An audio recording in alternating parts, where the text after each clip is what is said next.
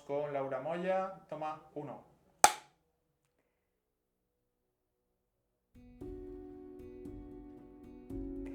La alopecia areata es una enfermedad compleja, con una base genética muy fuerte, pero donde hay otros múltiples factores interviniendo en su etiopatogenia. El abordaje de la alopecia areata es complejo desde todos los ángulos de la medicina.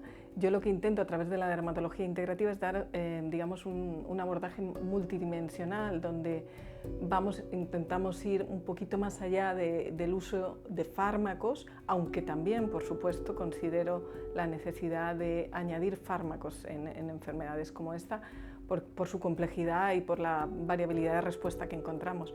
Pero desde ya hace algunos años que yo estoy trabajando desde la perspectiva integrativa, sí he percibido que es importantísimo abordar otros elementos relacionados con hábitos de vida y con microbiota. Con hábitos de vida me refiero a cómo es la alimentación del paciente, cuál es el entorno psicoemocional del paciente, a qué niveles de estrés maneja y, por supuesto, cuál es el estado de su microbiota intestinal, que los profesionales que nos dedicamos a este mundo consideramos cada vez como más clave dentro del abordaje de estos pacientes. Entonces, para mí, no se trata ahora solo de dar un fármaco, se trata de ver un poco, ir más allá, ir un poco al origen en la medida de lo posible, teniendo en cuenta que todavía hay mucho desconocimiento sobre la etiopatogenia y que vamos avanzando, la ciencia avanza, pero todavía hay mucho por digamos, solidificar en cuanto a las evidencias. La idea es ver al individuo más allá, o no solo como desde una perspectiva biológica, que también sin duda está ahí, y la genética y la biología son fundamentales, sino en una dimensión más amplia, ¿no? Teniendo en cuenta su dimensión psicoemocional, los hábitos de vida, el contexto que le rodea. También me interesa mucho empoderar al paciente en sus procesos, quiero decir, esta visión paternalista de voy enfermo al médico a que me dé la varita mágica para solucionar mis problemas, es algo que en el mundo integrativo intentamos huir. Quiero decir, hay que empoderar, hay que hacer responsable a la gente de lo que está haciendo con su vida. De hecho, la psiconeuroinmunología, que es desde lo que nace un poco esta inquietud, esta necesidad de invitar al paciente a un cambio, es lo que ofrece, ¿no? Es intentar hacer consciente al paciente de hasta qué punto, más allá de su genética y su biología, que están condicionando, por supuesto, lo que le está pasando, hay otros factores en su vida que debe pararse a analizar y probablemente transformar. Y van desde un alimento hasta una relación tóxica, hasta una microbiota alterada que nadie en ningún momento se había parado a analizar. Entonces, esa visión más global es lo que yo creo que aporta la dermatología integrativa que yo hago. No hay soluciones mágicas en una enfermedad tan compleja como la alopecia areata. Los fármacos son necesarios la gran mayoría de las veces, pero con un abordaje más amplio, muchas veces lo que hacemos es acelerar la mejoría, estabilizar al paciente antes, por una sencilla razón, y es que estamos actuando también a nivel de sistema inmunológico, en una enfermedad donde el sistema inmune es clave, ¿no? Y la estabilización del sistema inmune es clave. ¿Qué otras patologías o qué otras comorbilidades encontramos en pacientes con alopecia areata? Pues clásicamente se ha hablado de una prevalencia más elevada en pacientes con alopecia areata de otras enfermedades autoinmunes, principalmente hipotiroidismo, la tiroiditis de Hashimoto, que es algo que clásicamente los dermatólogos en la consulta siempre buscamos de algún modo descartar. También es cierto que los pacientes con alopecia areata, en un porcentaje importante, muchos son atópicos, asocian una condición atópica, ¿vale? Aunque no tengan una dermatitis atópica franca, pero son pacientes que han tenido alguna expresión de la condición atópica en forma de asma o de rinitis o alergias ambientales, ¿eh?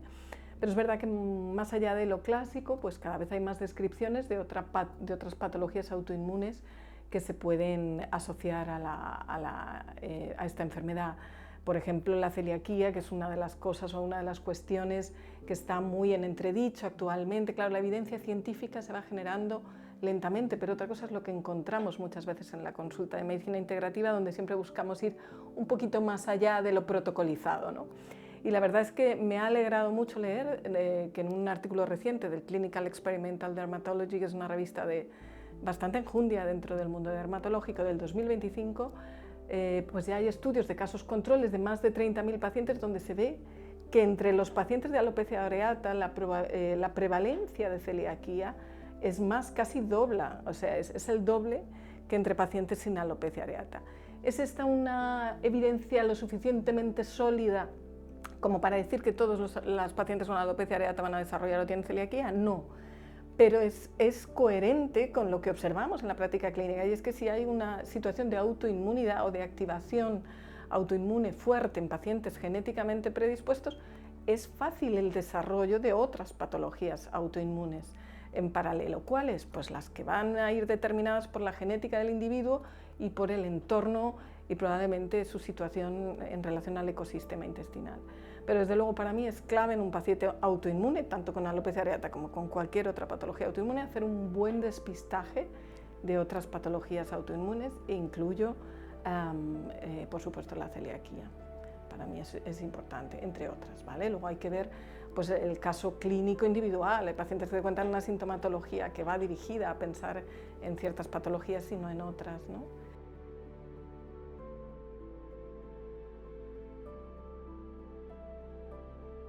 En relación al impacto de la alimentación en la alopecia areata, al igual que sucede también en otras enfermedades autoinmunes, pues la controversia está servida, ¿vale?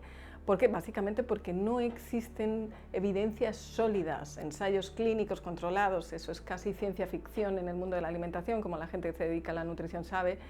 Es difícil establecer, digamos, ¿cómo decir?, verdades absolutas respecto a cosas que todavía no tienen evidencia sólida detrás.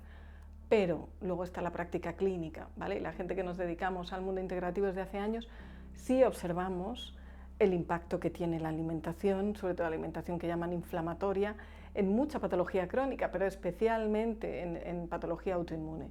¿Por qué? Porque todo lo que es alimentación más inflamatoria, que ya creo que es conocida por todos, pero resumiendo sería todo lo que es alimentación procesada, fast food, azúcares refinados, el gluten, que está tan demonizado, pero de algún modo hay una justificación para demonizar el gluten, que es un gluten muy industrial, muy procesado, el que se consume actualmente, además en grandes cantidades. Y lácteos de vaca serían como los grandes, digamos, grupos de alimentos que sí se han vinculado a procesos inflamatorios, tienen un impacto directo en nuestra barrera intestinal. Se habla a grandes rasgos, de forma grosera, de que alrededor del 70% de nuestro sistema inmune se encuentra albergado en nuestro ecosistema intestinal, en nuestro intestino, con lo cual, ¿cómo no iba a ser relevante una buena salud intestinal para poder modular el sistema inmune? De hecho, de ahí viene toda la nueva ciencia y toda la evidencia científica que se está generando en relación a microbiota, que ahora comentaremos. Pero mi respuesta es sí, hay un impacto de la alimentación, tanto en la aparición como en la evolución de enfermedades autoinmunes como alopecia areata. ¿Significa esto que quitándote el gluten te va a crecer el pelo o vamos a solucionar todos los problemas? No. Simplemente es una contribución. Se trata de un puzzle. Cada persona para mí es un universo complejo de piezas, y lo que intentamos los médicos integrativos es trabajar desde cada una de esas piezas. ¿Cuánto contribuye esa pieza en la mejora de la enfermedad? Es absolutamente imprevisible, y más en la alopecia areata, y muy individual, ¿vale? Porque hay muchos factores interaccionando entre ellos.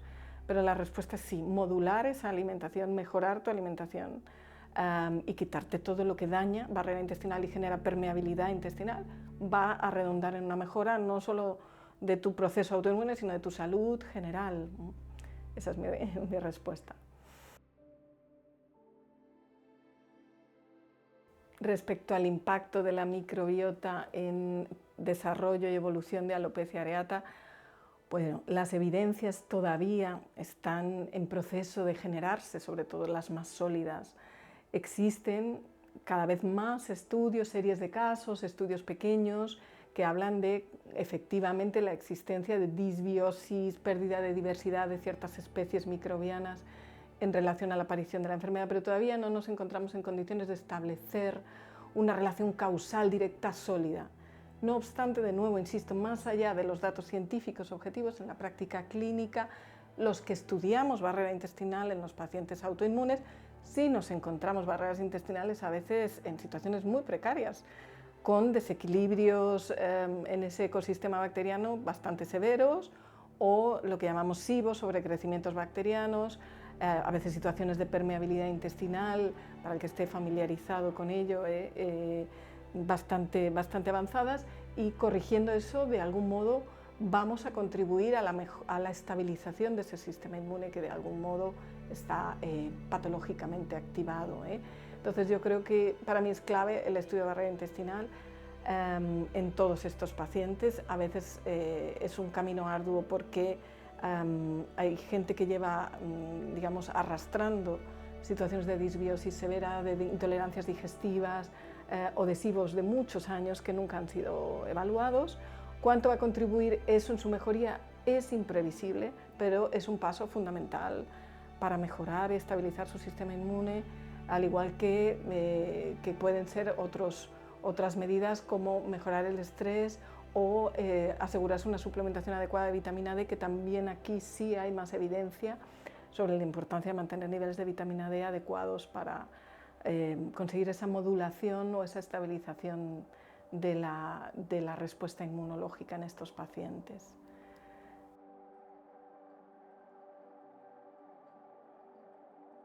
Bueno, el estrés es el gran enemigo del siglo XXI y además es ese factor que corta transversalmente, yo diría, a un porcentaje muy elevado de la patología crónica que vemos en consulta, tanto autoinmune como no autoinmune, y especialmente en pacientes con alopecia areata. Yo diría que como desencadenante y como consecuencia, es decir, muchas veces vemos pacientes en las que existe esa predisposición, que después de un estresor muy fuerte en su vida o un evento traumático, que incluso a veces viene de trauma infantil, ¿vale? No es difícil encontrar gente que viene con situaciones familiares muy complejas o hay un evento adverso. De hecho, hay estudios dentro del mundo de la psiquiatría y de la psicología que hablan de la existencia de situaciones adversas en la vida y debut de aparición de este tipo de enfermedades. Entonces, obviamente el estrés es un factor fundamental, pero además luego encontramos que la propia enfermedad genera estrés, con lo cual es un círculo vicioso, porque el estrés la desencadena y la misma enfermedad genera otro tipo de estrés. A veces el desencadenante es un estrés más laboral, una situación de vida tóxica de la que el paciente no sabe salir porque ni siquiera es consciente, pero la misma enfermedad genera un estrés más vinculado con su propia imagen, con su autoconcepto, con su relación con los demás. Entonces yo creo que esto es un poco, es como una piedra angular. Yo sí que me gustaría mandar el mensaje de hay que huir de este concepto de que las mujeres también hay alopecia areata en hombres, es más frecuente en la mujer, son mujeres nerviosas o que tienen dificultades en el control de sus nervios o de su ansiedad. La verdad es que hoy en día el porcentaje de ansiedad y de estrés y de depresión en la sociedad occidental es altísimo. Y no se trata de que sean mujeres nerviosas, son mujeres que tienen una predisposición genética, hay factores de estrés y una serie de otros elementos que generan el debut de la enfermedad. Pero hay que huir de esos comentarios, ¿no? o de esas zonas comunes de son mujeres nerviosas o son mujeres que no han sabido gestionar su estrés bien. Hay una imagen que a mí me gusta mucho y que ayuda al paciente a entender qué es lo que pasa con su sistema inmune y el estrés. Y es que muchas veces acumulamos a lo largo de años un montón de factores que están generando una situación de disbiosis, de desequilibrio inmunológico, y puede ser una alimentación desequilibrada, puede ser un problema intestinal no detectado, un entorno efectivamente de estrés laboral, y en un momento dado sucede lo que llamamos gota que rebosa el vaso, otro factor de estrés puntual que desborda al paciente, digamos, supera sus herramientas de gestión del estrés y de la situación de vida, y entonces debuta la enfermedad. Una enfermedad que probablemente se está gestando desde bastante tiempo antes.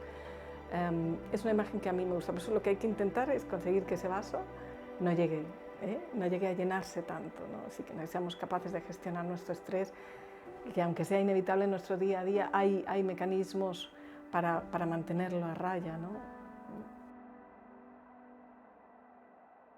Bueno, para resumir, yo diría que la alopecia areata es una patología crónica profundamente condicionada por su genética, por lo que llamamos texto en PNI, psiconeuroinmunología, muy condicionada por su genética, pero a su vez muy influenciada por lo que llamamos contexto, es decir, toda esa multifactorialidad que tiene que ver con el ambiente, con los hábitos de vida, con la alimentación, con los eventos adversos en nuestra vida a nivel psicológico, con nuestra microbiota y qué microbiota nos ha tocado y con la que hemos nacido, hemos crecido y cómo la hemos tratado.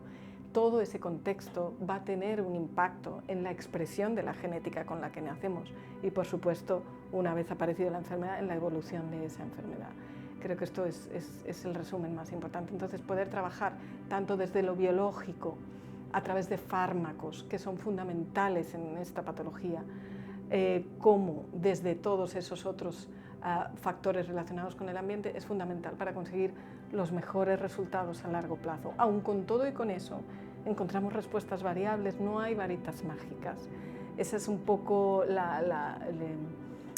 digamos, el resumen también, ¿no? A pesar de los esfuerzos de trabajar desde todos los ángulos, fármacos, alimentación, microbiota, suplementación, psicoterapia, hay pacientes que responden mejor y pacientes que responden peor, y esa variabilidad tiene que ver con que seguramente hay otros factores que todavía no estamos ni siquiera concibiendo, ni siquiera la ciencia ha llegado a descubrir, ¿no?